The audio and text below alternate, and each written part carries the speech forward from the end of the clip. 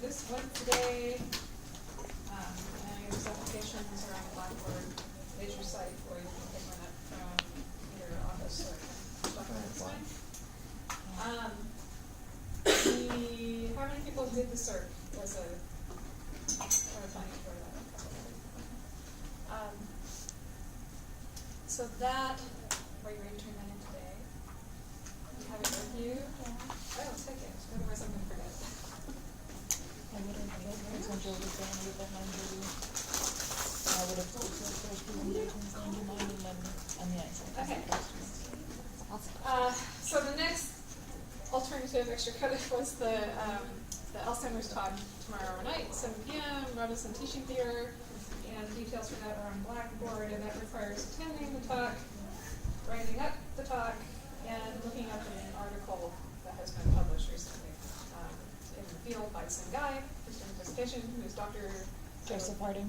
Say it again? Joseph Harding. Joseph Harding, thank you. And he's got lots of free stuff available. I already went and looked. Yes? Did you mean, so on the rubric for this one it says 2 pages single-spaced? Mm-hmm. Okay. They all are. So the idea is that for all the writing stuff, it ends up being about the same amount of material. Okay.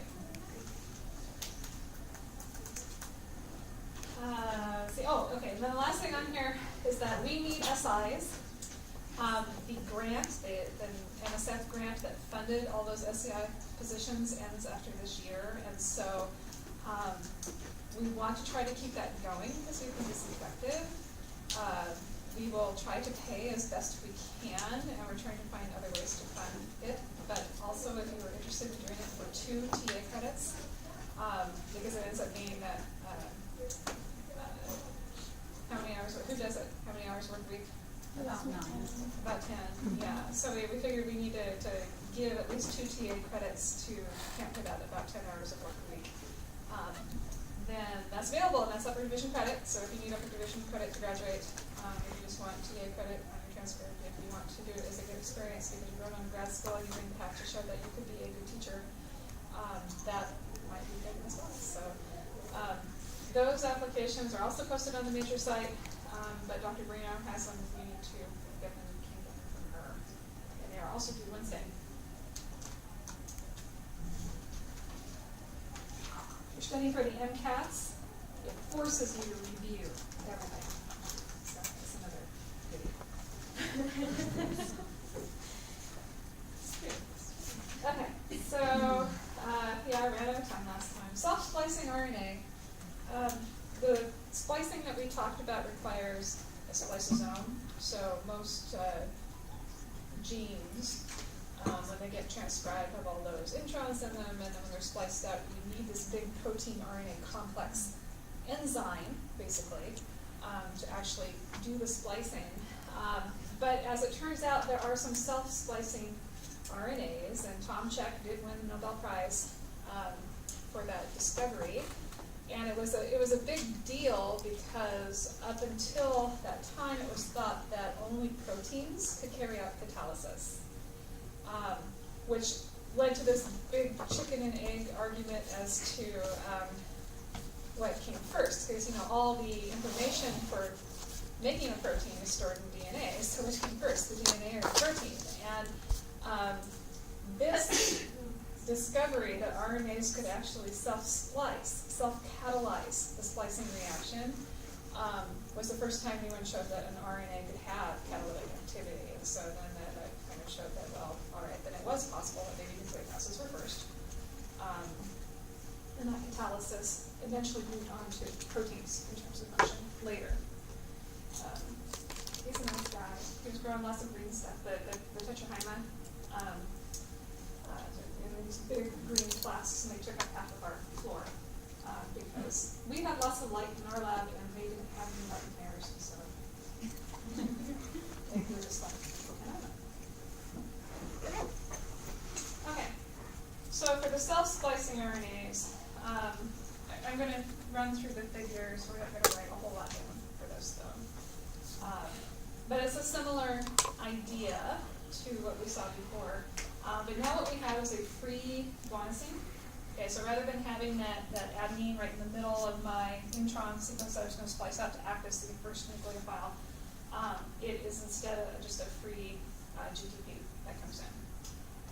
And so this is going to nucleophilically attack that junction between intron and exon. So this is just going up. So nucleophilically attacking that phosphate bridge.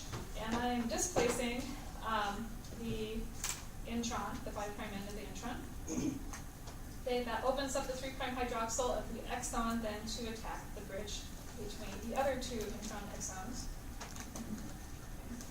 And now I've joined my two exons together, but it's not done. This is the funny thing. So then the intron attacks itself and forms this little cyclic structure and this little fragment at the end. And when this discovery was made, this is one of those little serendipity things. They were actually trying to figure out how the introns were being spliced out. The assumption was that proteins were involved in some way, and so in order to set up their experiments, they were trying to isolate this sequence.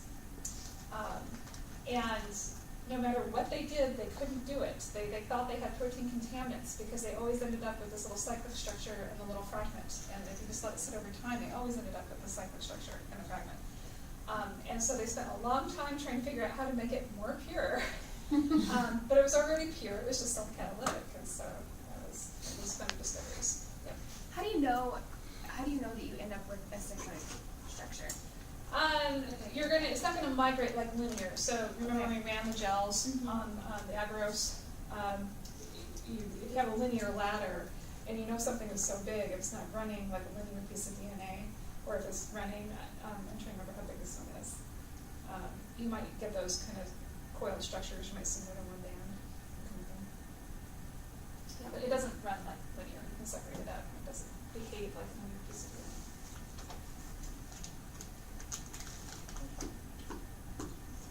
All right, so hang on one sec before we do that. This is the last little bit of material I didn't get to the other day. So other RNAs. So ribosomal RNA and transfer RNA are also processed.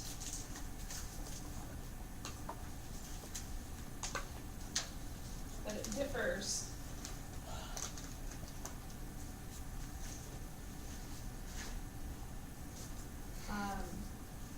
from messenger RNA processing.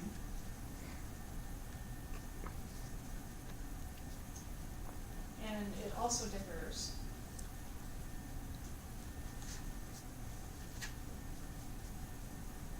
between eukaryotes and prokaryotes.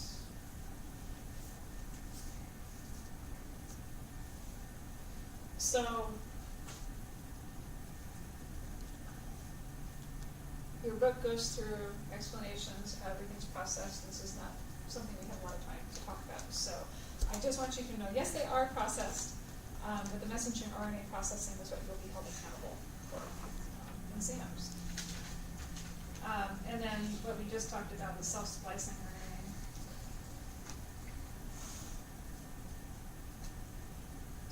This is just some eukaryotic RNAs can self-splice.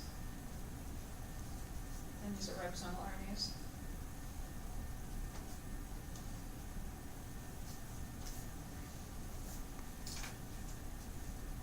And an RNA with catalytic activity is called a ribozyme. So it's the RNA version of an enzyme.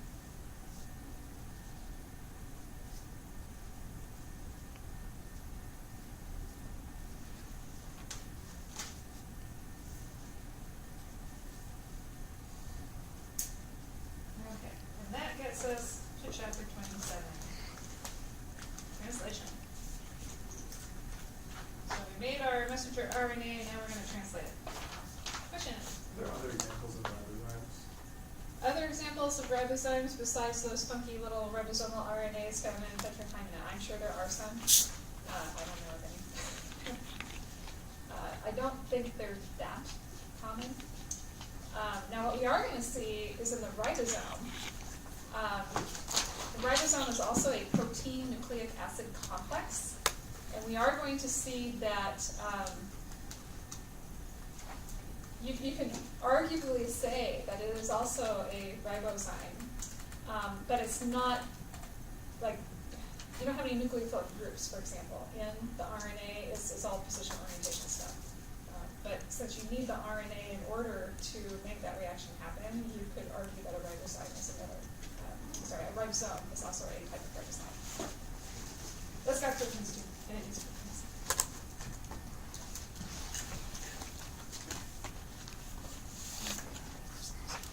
All right, the genetic code. This is some stuff that is reviewed in big biology classes as well as other reviews in my semester. One codon codes for one amino acid. And a codon is 3 nucleotides in a row.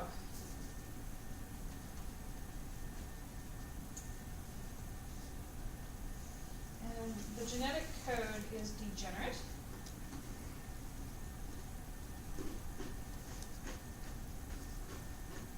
So you've got 4 bases, and you've got 3 possible identities, or sorry, 3 possible nucleotides in a codon. And so that ends up being 64 possible combinations.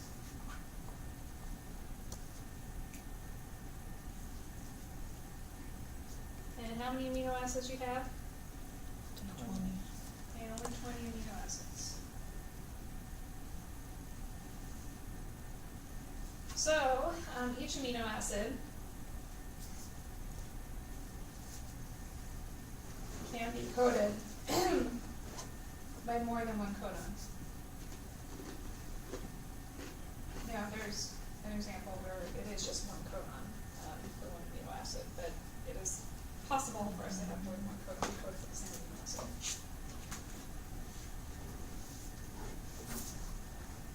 And so we say it was degenerate. So if we go to our codon table,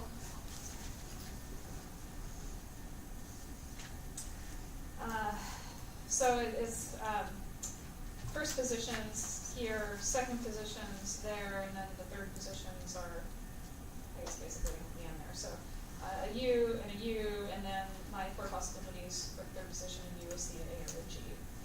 So it's just looking at messenger RNA sequence, 5' to 3'.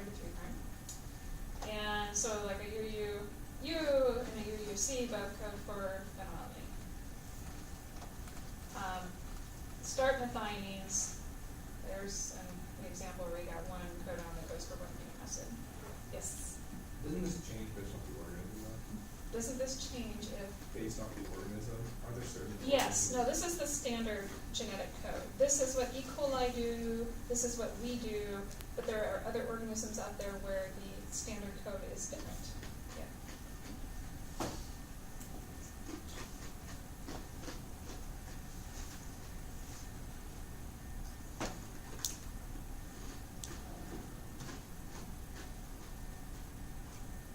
The crunchy sounds good.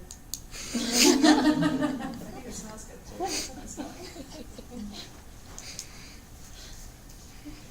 Okay, a degenerate code makes mutations more tolerable.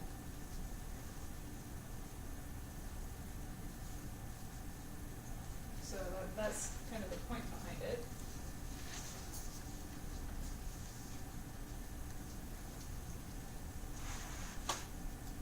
So a point mutation, that is a single base change.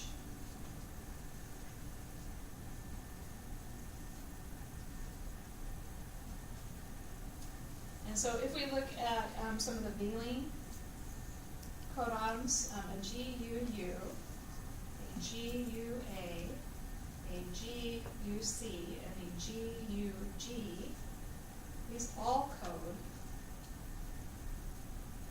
for valine.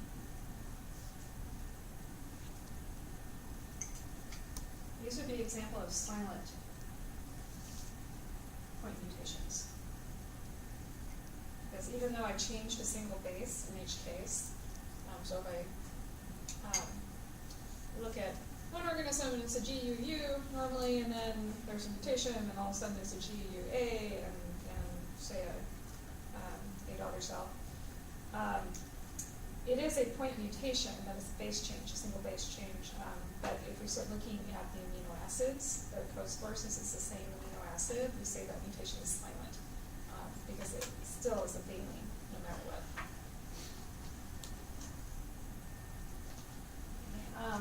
Another example that isn't silent, a GUU, a CUU, and a UUU, and an AUU. GUU codes for valine, CUU codes for leucine, UUU codes for phenylalanine, and AUU codes for isoleucine. What do all those have in common? Hydrophobic. These are all hydrophobic. These are kind of true point mutations, because a single base change results in a single amino acid change.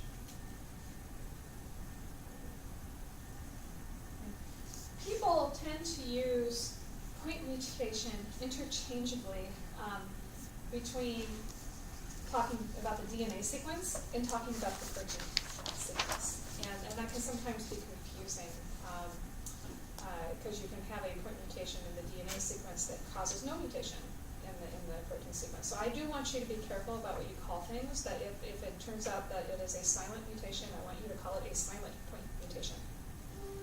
So you can distinguish it from a point mutation that causes an amino acid change.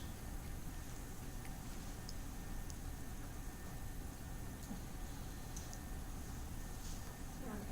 So this kind of organization happens all the time. So notice that the third position, all for valine, and if you go through that codon chart, you will see that frequently that third position doesn't always matter, that it'll still code for whatever amino acid. So valine is like that, leucine is like that, lysine is like that, arginine is like that. So there's leucine where the CU and then a bunch of those that matter. And then here's a leucine more where the first position doesn't matter for two of them. Arginine, again, where the third position doesn't really matter. Glycine, third position doesn't really matter. So then we can tolerate mutations. Dr. Will we need to have the chart memorized? Please don't. No, I was gonna say, no. Can we? Thank you. Get out of town. No. That's If you are asked to translate something, I will provide you this table. Okay. The only thing that might be useful to know is the start codon, the AUG start codon. And I tend to find it useful to know stop codons when we see them. But please don't memorize that table. I will give it to you.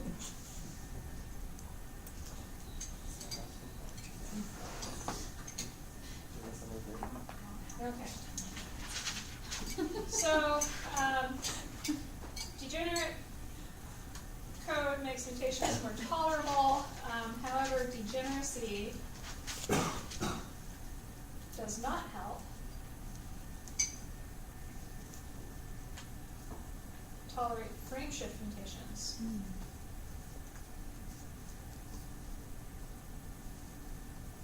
So these are base insertions or deletions.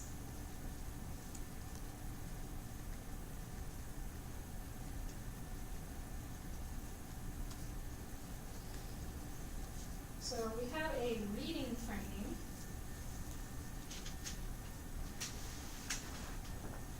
And that is the frame that codes for protein. Okay, so you can kind of think this as making sense.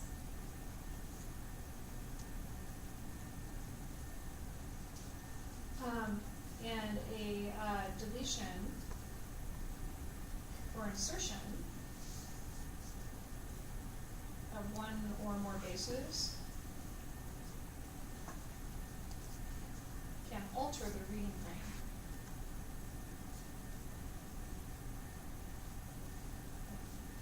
Unless it is an insertion or deletion that's a multiple of 3.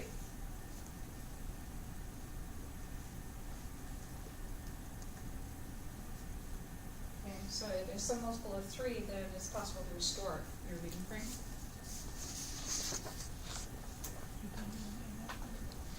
So the example in your books is kind of I tried to come up with other examples of this, but coming up with a sentence where all the words are 3 letters long is not easy. And still have it make sense. So the big red fox ate the egg. Those are all 3-letter words. And so if these were codons, we would say that each 3 bases code for 1 amino acid that makes sense in terms of the protein sequence we're trying to make. Here, we've got 3 letters that make sense in terms of a word that it spells.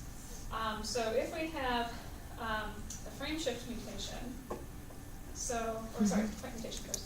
We do a point mutation, then the meaning might change a little bit. So the big rad fox ate the egg instead of the big red fox ate the egg, but you still kind of get the gist of the sentence. And proteins are like that too. Point mutations might completely disrupt the protein function or structure, or it might be tolerated and the protein will still work like it's supposed to. Okay, but then a frame shift mutation, if I delete that base, so here I've just replaced it, but here I'm deleting it, and then everything moves over, and if you're still looking at it at 3 letters at a time, then I got the big, and then after that it's nonsense, and it doesn't make any sense. It's the same thing with proteins. Obvious. Yeah. Come on. Same thing with proteins, that if you have a frame shift mutation, everything that happens after that mutation is gibberish. And that protein, if that happens early on in the sequence, likely will not function at all. But if you have a deletion in multiples of 3, you can restore it. So now I've completely gotten rid of the red, so the big fox ate the egg. And again, I'm getting most of the information across there, and it's understandable. And so if you can restore the frame, then that protein will likely still work the way it's supposed to. Does it try to restore the frame?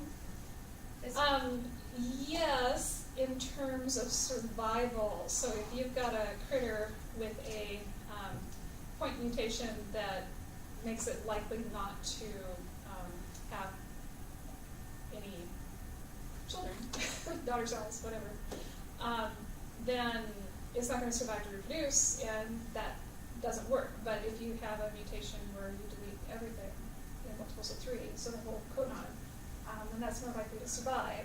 So it's all in terms of survival. Now, it might be the case where you aren't going to necessarily see that an organism purposely causes mutations in order to survive. That doesn't happen. So this is all about random mutation and which survive to pass that mutation on to future generations. So if you're looking at sequence alignments, gaps are very common, where there's been a deletion, but it's been a deletion in multiple of 3s, so that most of the protein sequence is there, as it should be. What you aren't going to see very often is an insertion or a deletion that doesn't restore the reading frame. And if you did see it, it would happen like at the very C-terminus of protein, at the very end of the sequence, because maybe the final tail end doesn't really matter in terms of function. So usually when you look at protein sequences, they align very well towards the start codon. They might not align as well to the C-terminus.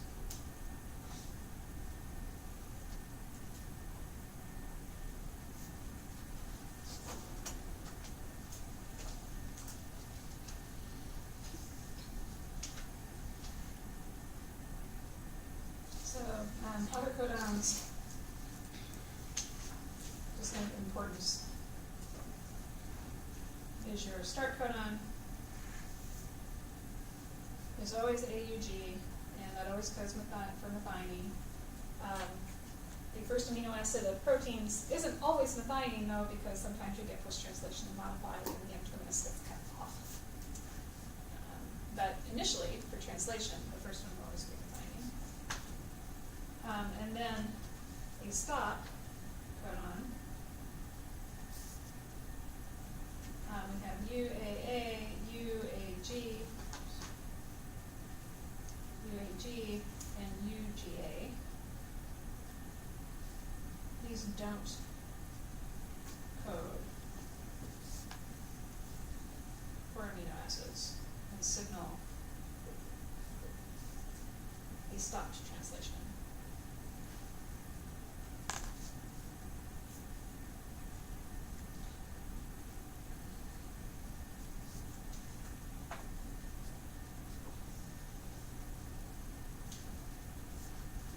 Okay, so translation.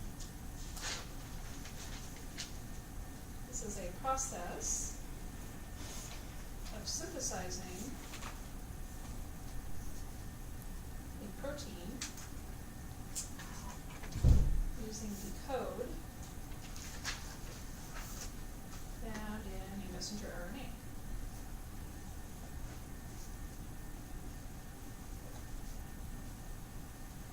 And this occurs at the ribosome.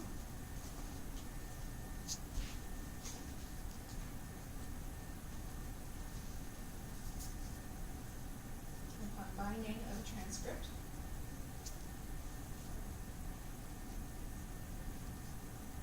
So again, that's your messenger RNA.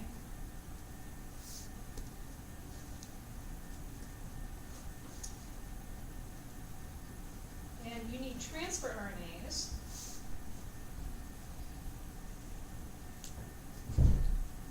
to bring amino acids to the ribosome.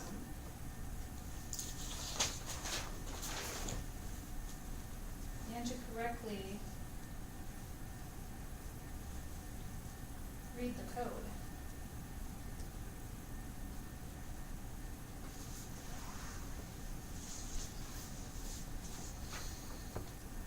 Okay, so we actually won't get to translation today, but we're going to talk about the transfer RNAs.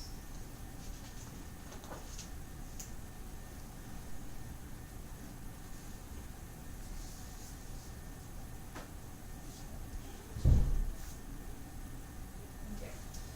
So transfer RNAs, those are transcribed just like messenger RNAs are transcribed. They get processed a little differently, but the final structure is approximately 76 nucleotides long.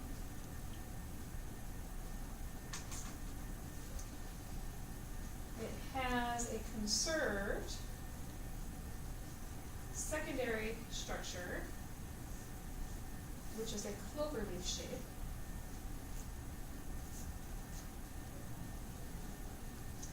And we haven't talked about this as much with nucleic acids, but secondary structure, that's referring to base pairing. Base pairing, two-dimensional structure.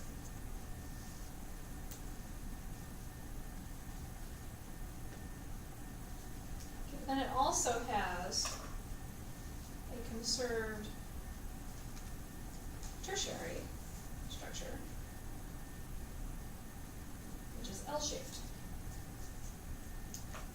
And so this is our kind of our 3D structure.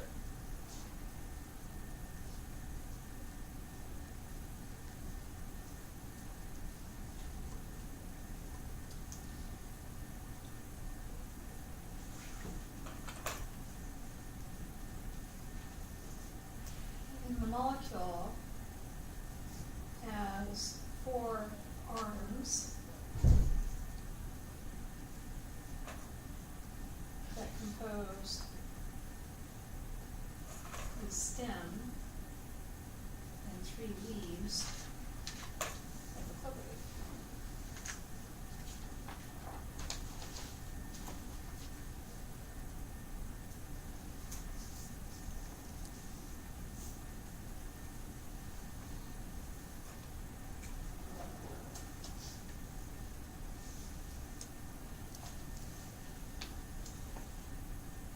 Okay, so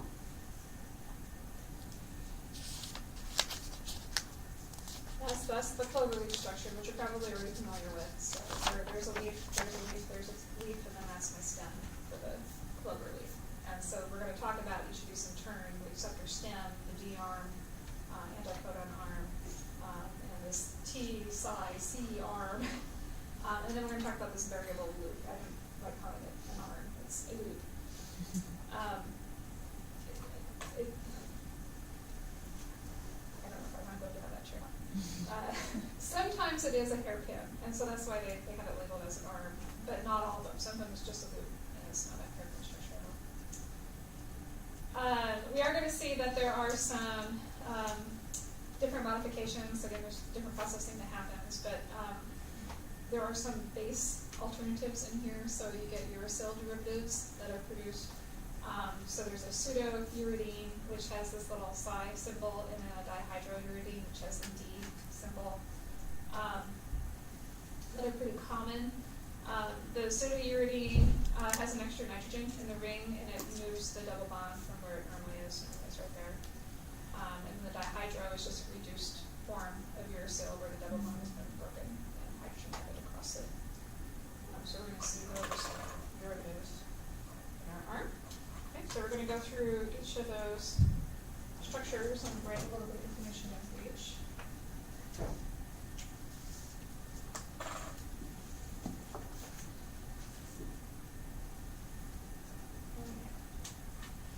So starting with the acceptor arm.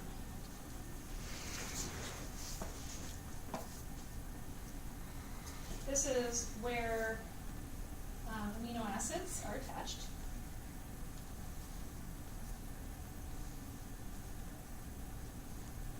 And they are attached at the 3' end of my transfer RNA.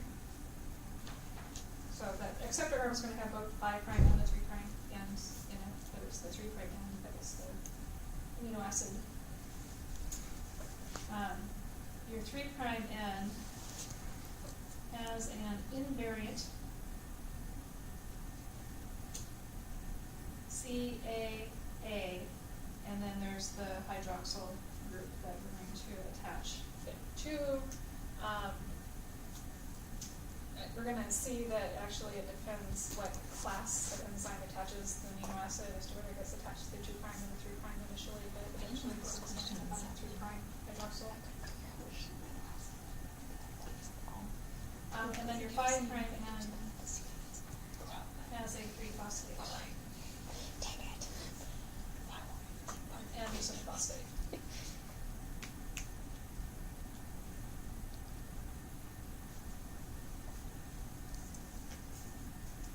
Okay, the D arm. This has a 3 to 4 base pair stem with a 5 to 7 nucleotide loop. And this is often contains modified uracils.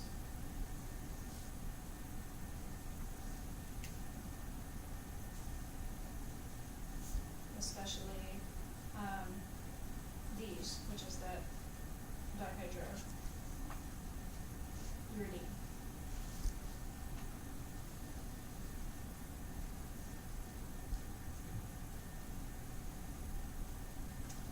And we're going to, starting, as we go through this, we're starting sort of 5' at the acceptor arm and moving 3' as we go around my cloverleaf structure. So when we get back to the 3' end, we'll be back at the acceptor stem. So that means the next one is the anticodon arm.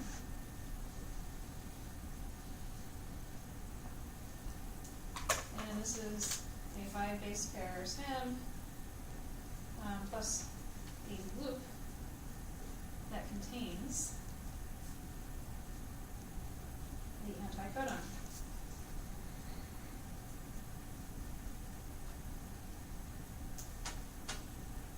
And the anticodon is the reverse complement of the messenger RNA's codon.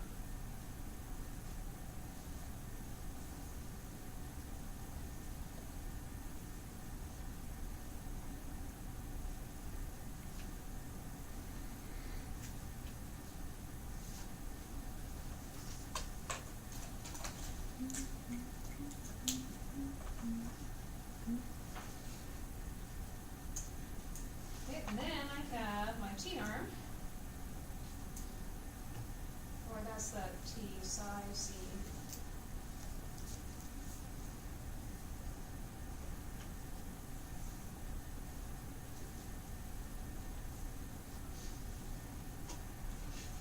And this is 5 base pair stem plus a loop, and that can vary. And this one often contains the psi of 5 or so.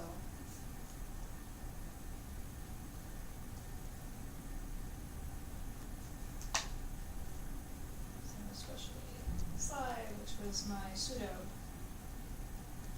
urine.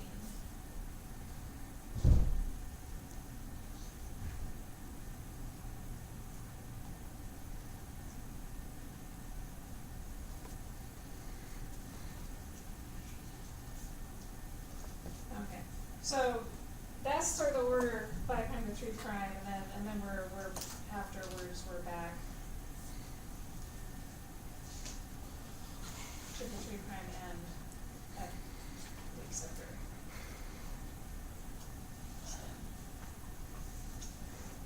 So then separately I want to list that variable loop. So it's also may contain a variable loop. And again, the book calls it an arm, I gotta call it loop. Between the anticodon arm and the T arm. And that becomes important in the amino acylation reactions that we're going to see in a bit.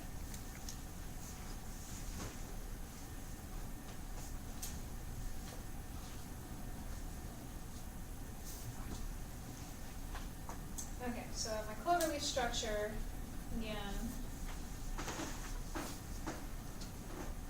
So there's my anticodon down here on the anticodon arm. That is what's going to read my code. My acceptor stem is where I'm going to attach the amino acid that I'm bringing in as I'm then transfer to a growing peptide chain.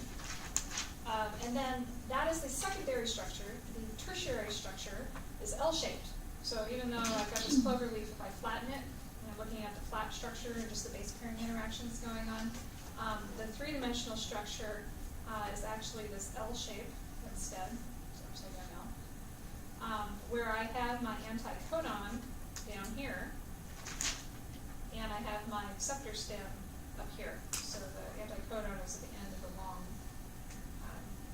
stretch of the L shape, and then the amino acid is attached to the short end of the L shape. Yep. I think I get confused on what codons are used for. I kept getting confused on the chart too when we were doing our homework. Well, the codon is just a sequence of messenger RNA.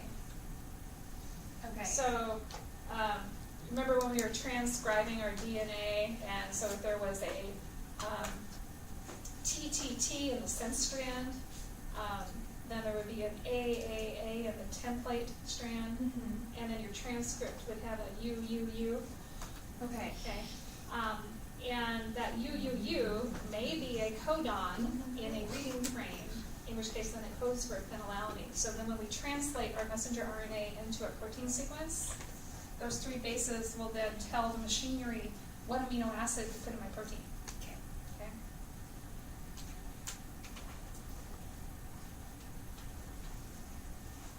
Alright, so L-shape.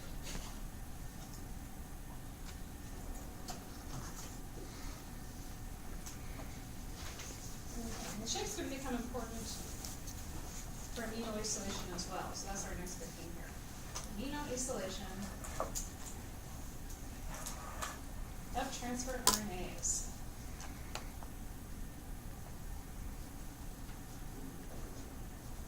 So transfer RNAs are charged, that's what they call it,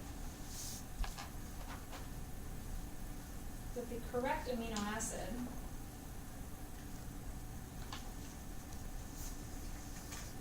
that matches the anticodon. Okay, so the codon codes for the amino acid, the transfer RNA has a complement to that, the anticodon. And so we have to put the right amino acid onto the transfer RNA. And the reaction is an amino acylation reaction, and it's called charging.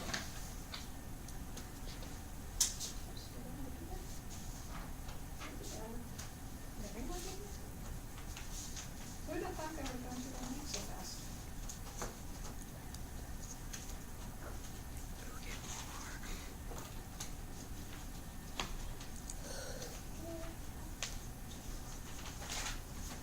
Throw it smaller.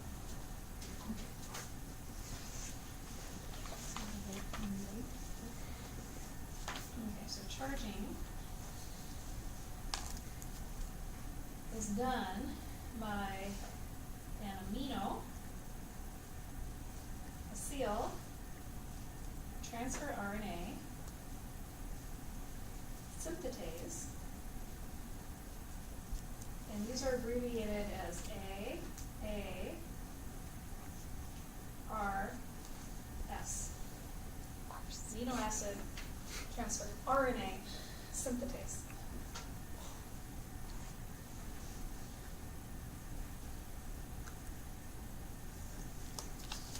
That's an enzyme. Again, figure that out. So ASEN. It's the enzyme that catalyzes this. And charging happens in 2 steps.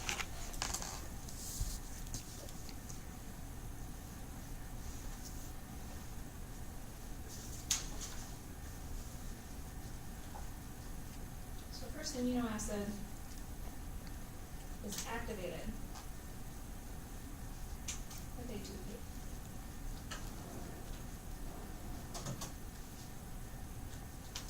So we're just going to draw a generic amino acid. So we're just going to put an R for a side chain. And so the first step, the reaction with ATP is being catalyzed by my AARS. And basically you're going to add an AMP to the carboxyl group on your amino acid. So you end up with this.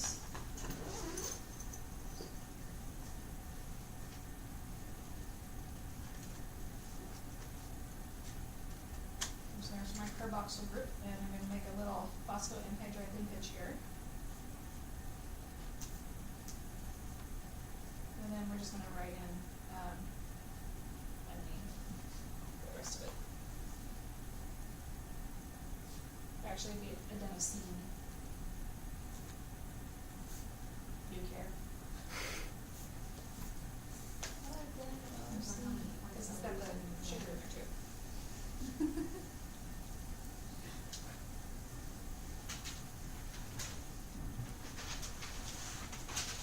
Okay, so that activates it, and what am I going to be left with?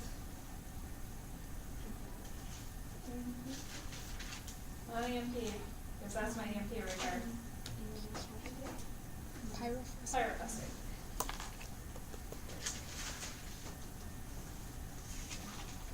And the thing to note here is that hydrolysis of pyrophosphate helps pull this forward.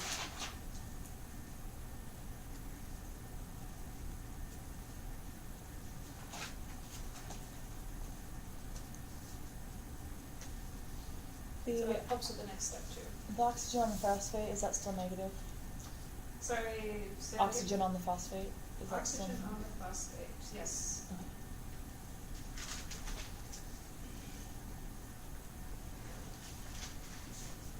Okay, and then in my second step, amino acid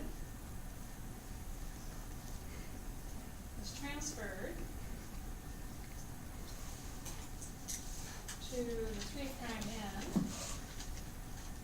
of the transfer RNA.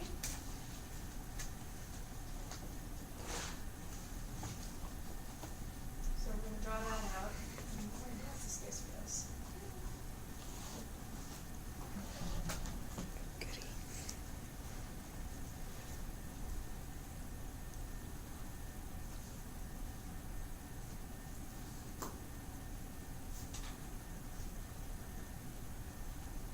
So there is that, and then my transfer RNA comes in.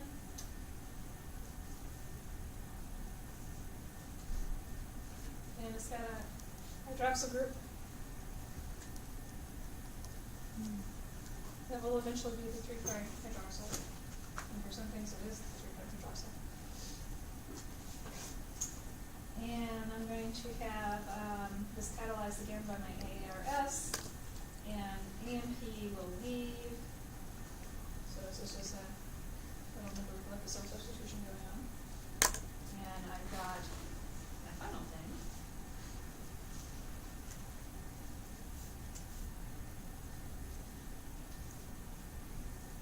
Where I'm now linked through an ester linkage to my transfer RNA at the 3' end.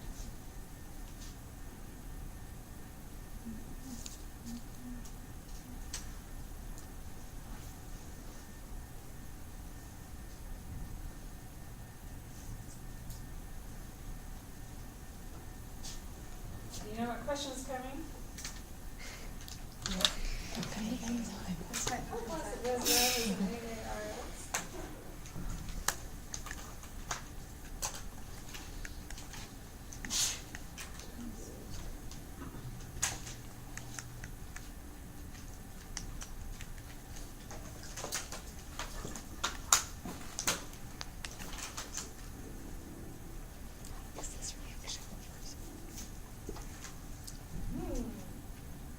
Is ATP consumed or used?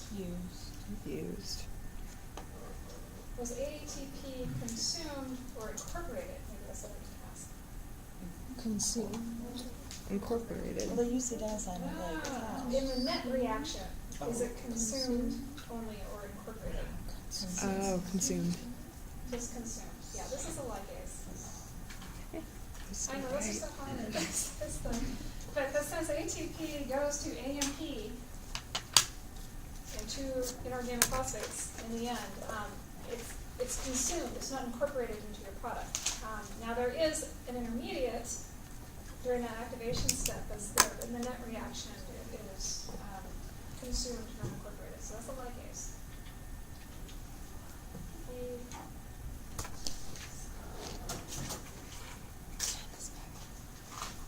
It's not that bad. It's not that Okay. So a few more things to know about this. Transfer RNAs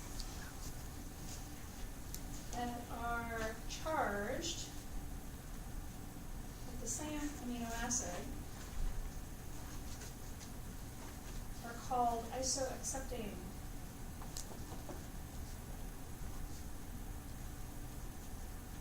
Okay, it is possible to have more than one transfer RNA that have more than one codon.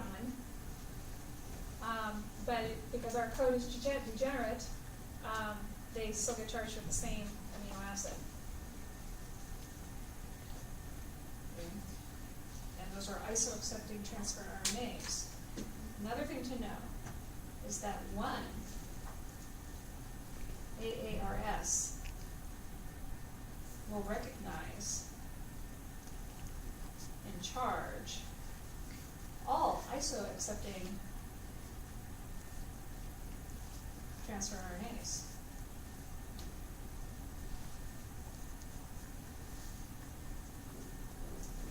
So now we're back to 20 or less. We actually have less than 20 AARSs, but to make it simple for you, I'll say 20. So we have this degenerate code with 64 possible codons, some of which are stop codons, so it's really 61 possible codons. Transfer RNAs that differ because they have anticodons that match those codons, and now we're down to 20 synthetases that charge the amino acids, so rather than having 61 of them. And as it turns out, which we may or may not get to today, you can have less than 20 AARSs. There are two classes of AARSs.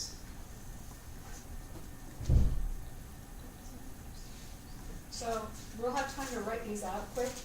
I don't know if I'll have time to go through them all. Class 1, Class 2. Okay, Class 1s, 'contain a Russman fold. which is an beta alpha beta alpha. What? It's a repeating beta alpha beta motif. Okay. Class 2s do not. They have other motifs and they vary.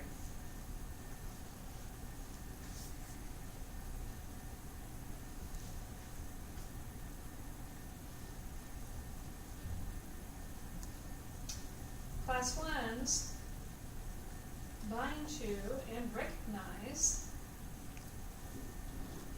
the anticodon arm.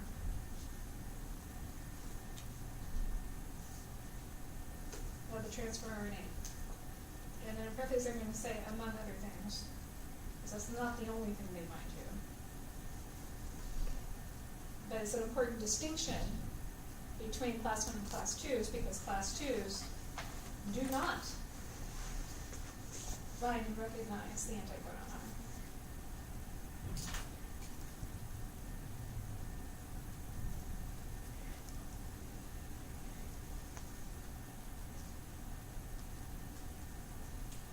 Class 1s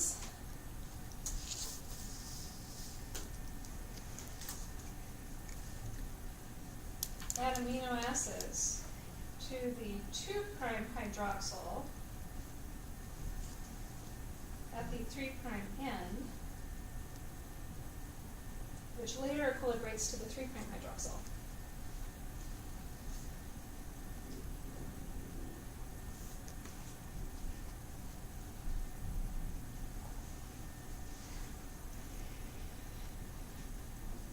Okay, they're very close together in space, but you're initially added to the 2' hydroxyl, but then your 3' can nucleophilically attack and moves over. But the enzyme puts it on to the 2' hydroxyl. Class 2s put amino acids directly onto the 3' hydroxyl.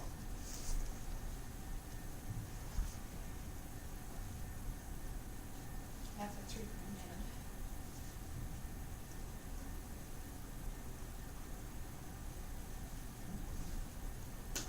And then class 1s are in general charge transfer RNAs that code for large hydrophilic amino acids.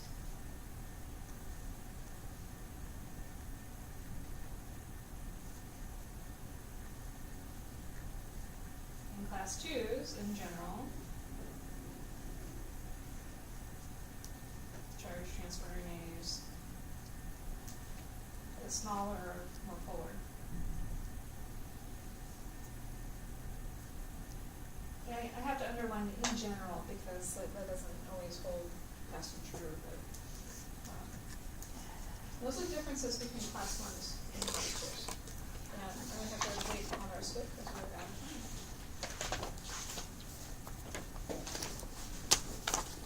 You're supposed to be all horribly confused as to how in the world can an AARS recognize what amino acid goes onto the transfer RNA if it doesn't touch the anticodon?